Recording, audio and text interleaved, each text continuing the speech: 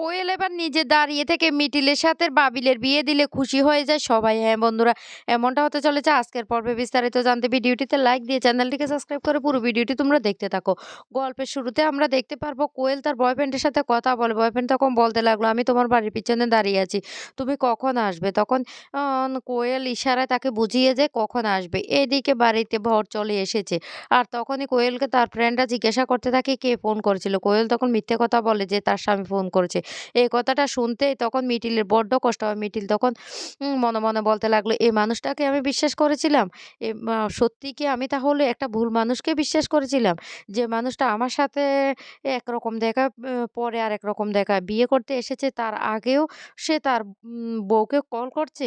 এই বলে মিটিল কষ্ট পেতে থাকে। অন্যদিকে বর এসেছে দেখে বাড়ির সবাই খুব নাচাগানা শুরু করে দিয়েছে। আর তখনই নতুন বরকে বরণ করার জন্য কোয়েলের মা সেখানে চলে যায়। কোয়েল তখন বলতে লাগলো, "মিটিল আমার একটা অনুরোধ আছে।" মিটিল তখন বলতে লাগলো, "কি অনুরোধ?" তখনই বলতে লাগলো, "আমি না নতুন বরকে দেখতে চাই।" কোয়েল তখন বলতে লাগলো, "ঠিক আছে, তোমার যখন এতই দিন তর সইছে না তাহলে তুমি গিয়ে দেখো। কারণ বিয়ের পর তো সারা জীবনে তুমি তোমার বরের পাশে থাকবে। তাহলে এত তাড়াতাড়ি বরকে দেখার কি কি এমন হলো?" কোয়েল তখন বলতে লাগলো, "আরে বাবা আমি দেখব না। আমার ফ্রেন্ডরা, আমার আত্মীয়স্বজনরা সবাই দেখার আগে আমি আমার বরকে দেখতে চাই।" তখন কোয়েল বলতে লাগলো, "তাহলে যাও না। কে বলেছে তোমাকে এখানে দাঁড়িয়ে থাকতে?" এ কথা বললে তখনই ই কোয়েল মিটিলকে বলতে লাগলো, "তোমার বড্ড অভিমান হচ্ছে না? আমার মনে হচ্ছে বাবিনের উপর তোমার বড্ড অভিমান হচ্ছে।" এ কথা বললে তখনই মিটিল বলতে লাগলো, "না আমার তো কোনো অভিমান হচ্ছে না। যে মানুষটা আমার সাথে বিশ্বাসঘাতকতা করেছে তার উপর আমার কেন অভিমান থাকতে হবে?" এই ক কোয়েল তখন বলতে লাগলো, "তোমার সাথে না সে বিশ্বাসঘাতকতা করেনি।" যা শুনে অবাক হয়ে যায় মিটিল। মিটিল তখন বলতে লাগলো, "কি হয়েছে? সত্যি কি হয়েছে তুমি আমাকে খুলে বলবে?" মিটিলের কথা শুনে কোয়েল তখন বলতে লাগলো, "সময় হলে আমি তোমাকে সবটা খুলে বলব। আর কিছুক্ষণ অপেক্ষা করো।" এদিকে যখন সবাই বরকে বরণ করতে আসে তখন বাবিন বলতে লাগলো, "আমি মিষ্টি খাবো না।" পিসিমণি তখন রেগে গিয়ে বলতে লাগলো, "শোন বাবিন, সবকিছুই তো করে ফেলেছিস। তাহলে আর এইটুকু বাকি রাখছিস কেন? এইটুকু করে ফেল।" এদিকে বুবলাই বর্ষাকে বলতে লাগলো, "দেখো বর্ষা, বাবিনের মুখের দিকে না আমি তাকাতে পারছি না। কখন যে কি করবে সেটাই তো বুঝতে পারছি না।" এই কথা বলার সাথে, সাথে তখন বর্ষা বলতে লাগলো, "আমিও বুঝতে পারছি না। ও এমন কেন করছে? অম বিয়ে করতে চলে এসেছে তারপরও সে সবার সাথে কি খারাপ ব্যবহার করছে?" এদিকে তখন কোয়েলের মা বলতে লাগলো, "শুনো বাপু, একটা কথা বলি। এখানে বিয়ে করতে এসেছো, তা কিছু আমাদের আচার-নীতি তো তোমাকে পালন করতেই হবে।" আর তখন সেই মুহূর্তে বাবিন বলতে লাগলো, "ঠিক আছে।" এরপরে কোয়েলের ফ্রেন্ডরা এসে বাবিনের হাত ধরে টানাটানি শুরু করে বাবিনকে নাচতে যাওয়ার জন্য। কিন্তু বাবিন তখনই রেগে চিৎকার করে উঠে আর বলতে লাগলো, "তোমরা আমাকে একা থাকতে দাও। তোমরা কেন আমার সাথে এমন ব্যবহার করছো?" তখনই কোয়েলের মা রেগে গিয়ে বলতে লাগলো, "শুনো, আমাদের মেয়ের ক্ষতিটাই হয়েছে। কিন্তু আমরা চাইনি এমন একটা ছেলের সাথে আমাদের মেয়ের বিয়েটা দিতে। যে ছেলে আমাদের মেয়েকে ক্ষতি করার পর এখন আবার অস্বীকার করছে।"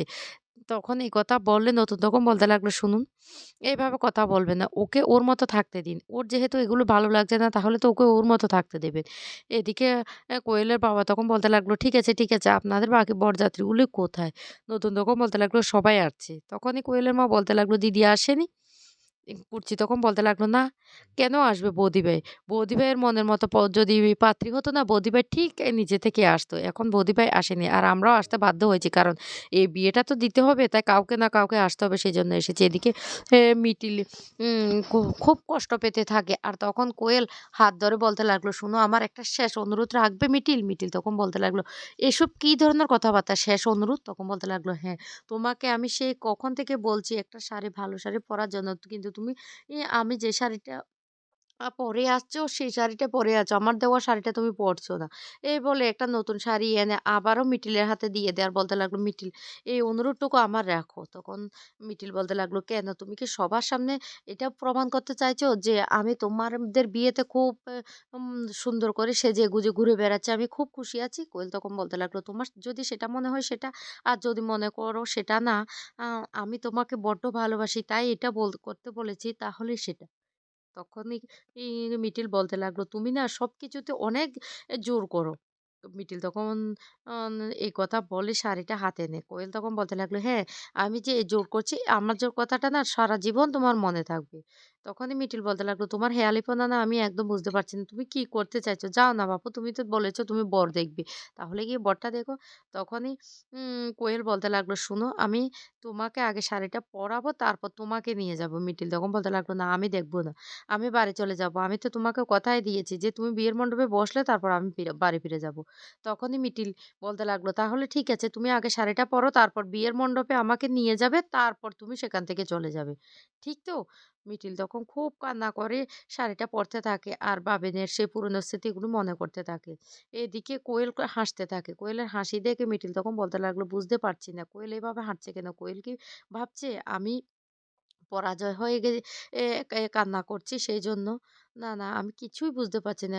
করতেটা কি চাইছে কোয়েল?" এদিকে বাবিন কে যখন বিয়ের মণ্ডপে নিয়ে যাওয়ার কথা বলে বাবিন, তখন আবারও রেগে একগুঁয়ামি করে বসে থাকে আর বলতে লাগলো, "না, না, আমি যেতে পারব না।" তখন এন রেগে যায় নতুন কাকু। নতুন কাকু তখন বলতে লাগলো, "শুন, আমরা না বাধ্য হয়ে এখানে এসেছি। আমরা চেয়েছিলাম তোর বিয়েটা খুব ধুমধাম করে হৈ হুল্লোড় করে দেব। কিন্তু সেটা তো আর হলো না।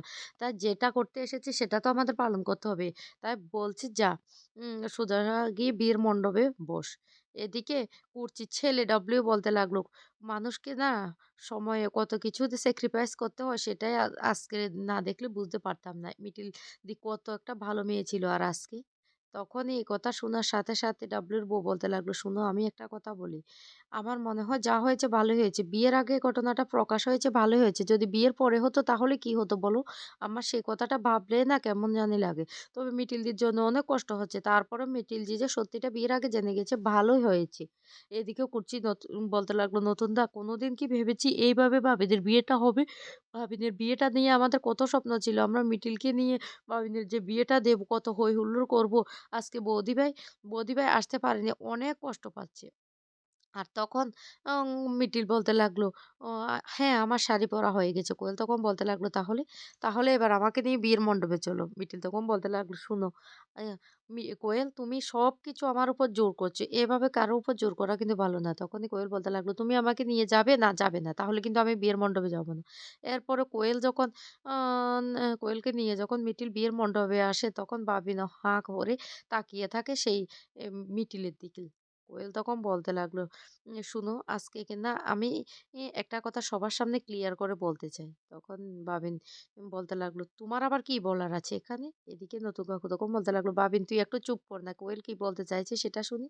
তখনই কোয়েলের হাতটা বাবিলের হাতের উপর দিয়ে বলতে লাগলো, "আমি তোমাদের ভালোবাসাটা বুঝতে পেরেছি। আমি তোমাদের ভালোবাসার মাঝখানে না কাটা হয়ে থাকতে চাই না। আমি মিটিলকে তোমার হাতেই তুলে দিলাম।